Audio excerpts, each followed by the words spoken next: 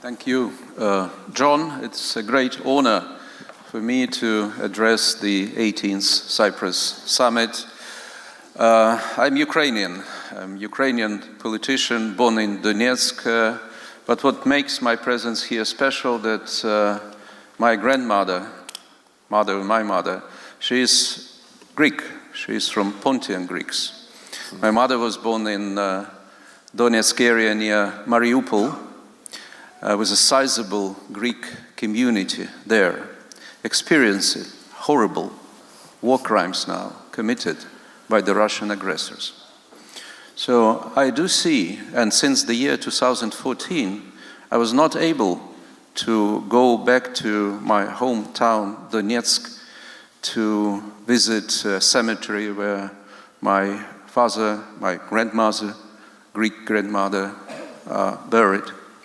So this is, Yulia told you a story of this yesterday's bombing where the young couple with a pregnant wife were killed by a strike, Russian strike, but using the Iranian drones.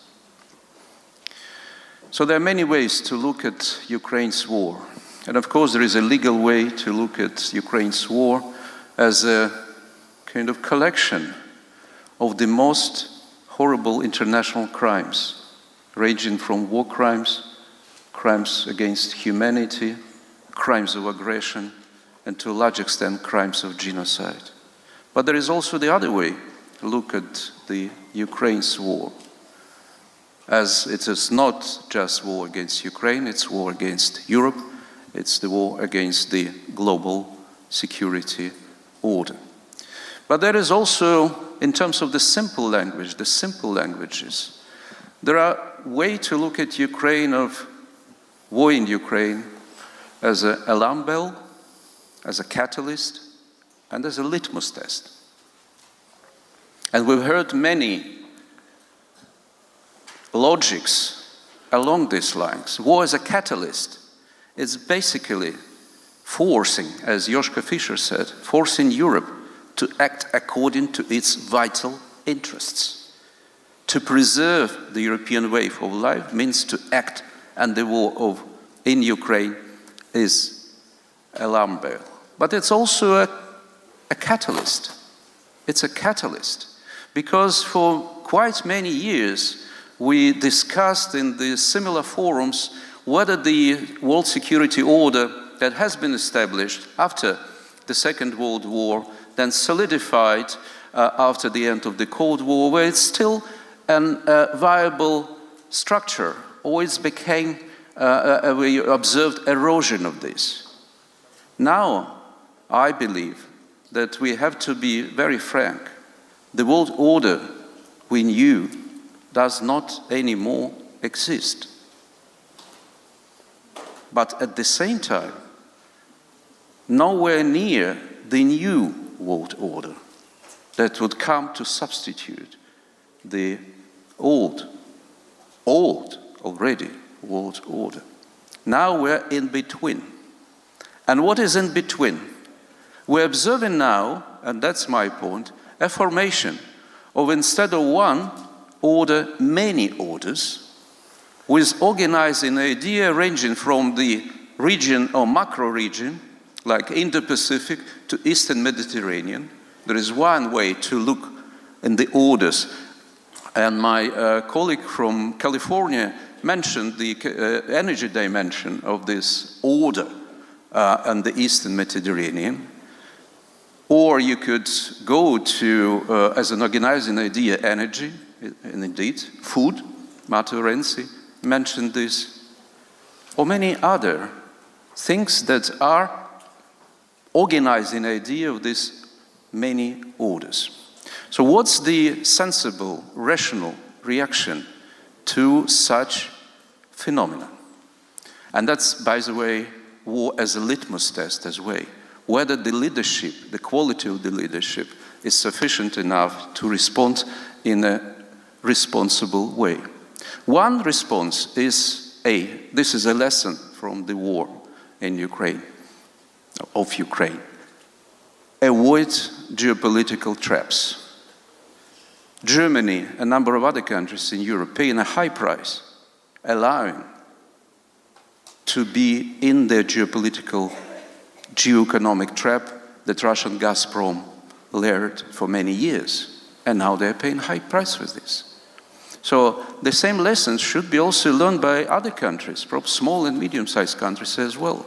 Over-dependencies are invitation to find yourself in a geopolitical trap at the time when the major crisis will erupt, ranging from war to pandemic or to other crises. On the other hand, the responsible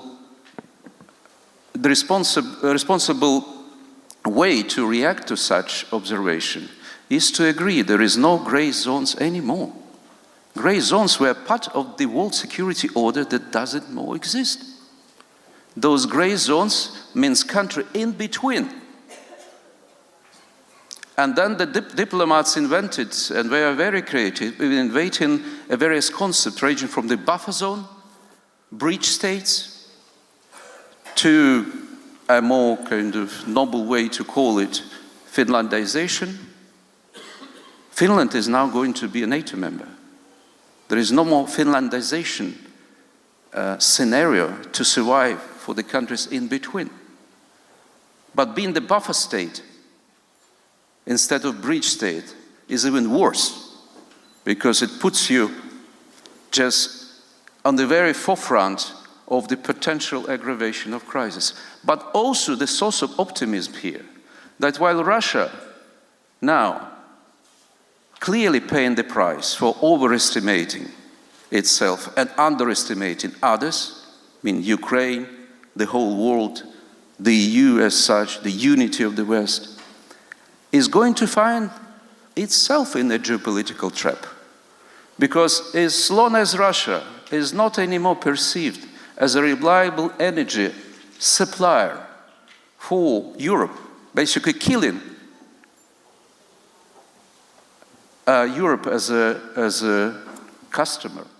So Russia is going to become overly dependent on China as far as its energy resources are concerned. It's still going inadvertently, but clearly in a direction to find itself in a geopolitical trap of China. And as Yulia mentioned, with this 20th Congress of the Communist Party of China being finalized this week, probably, we don't know, but probably President Xi could find more confidence in basically not be willing to associate himself with the loser, which is Putin now, in the eyes of many. And the Chinese political culture, Chinese culture as such, also doesn't want to have nothing to do with the losers, which opens up a space for thinking creatively how bring China to the solution of this crisis, of this war, which is not bilateral war, it's not a regional peripheral war, it's not even war in Europe, it's a Eurasian war. But if you add a dimension of food and others, it's basically a global war. So and China as a global actor might well be a player in this role. But that's required the leadership as far as the United States is concerned, Europe is concerned, and of course the courage of the Ukrainian people, which we will deliver to crush Russian aggressors as soon as possible. Thank you very much.